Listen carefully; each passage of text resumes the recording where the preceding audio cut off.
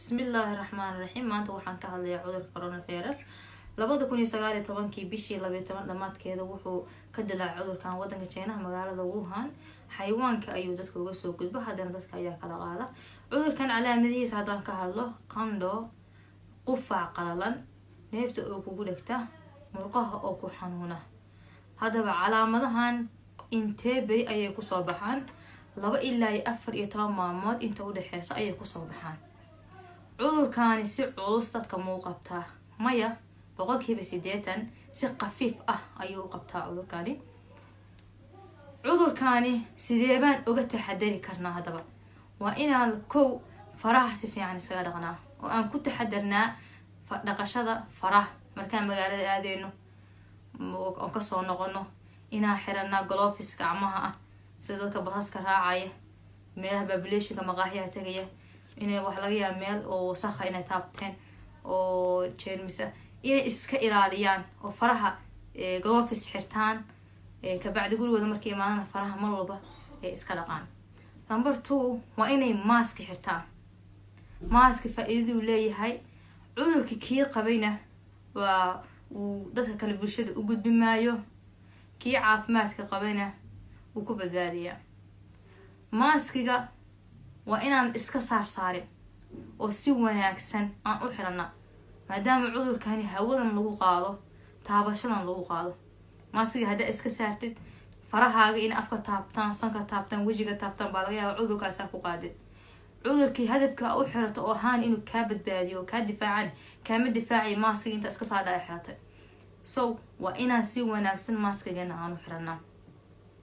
number 3 safarka faraha badan inaan iska ilaalino. hadduu safarkaasi uu aada muhiim noogu yahin xaggeena, haddii uu qofka safro uu soo noqdana, waa inuu asaga qofka iskarantiimaha gurigiisa qolkiisa uu ku jiraa, uu cunaa cuntooyinka brotiinka iyo cuntooyinka antibodiga ah adkeynaya sida burtuqaalka oo kale, biyaha badsadaa, oo asaga iskarantiimaa.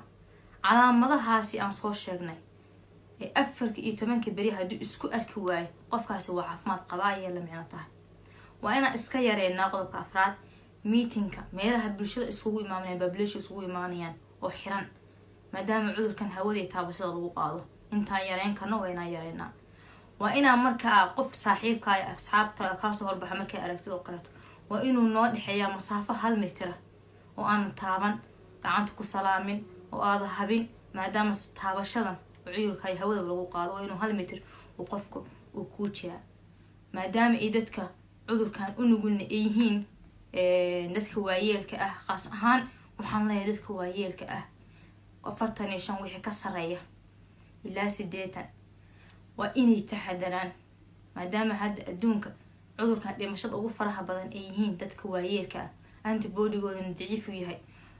cudurada chroniga ah sida sokorta iyo dhiigkarka iyo cudurada wadnaha ay qabaan, dadkaasi waxaan leeyahay taxadara.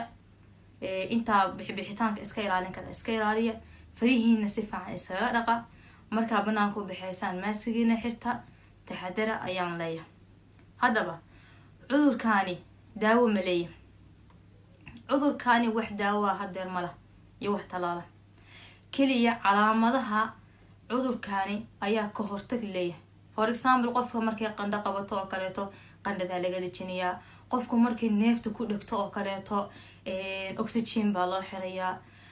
qofku markuu qufaciisa faraha qofku markuu qufaciisa farabato oo kaleeto, quficii daawooyin ka yareeyaa la siinayaa. keliya maahan saacadan la taagan yahay wax daawo ma leh. 2 bilood soo socota ma sheegin inay daawo ama talaal ay soo baxo. marka dhammaan bulshada Soomaaliyeed waxaan leeyahay taxadar, cudurkan ka taxadara, faraha si fiican isaga dhaqa, mask xirta. saas ayaan ugu boorinayaa. waa mahadsantihiin. wassalaamu calaykum waraxmatullaahi wabarakaatu.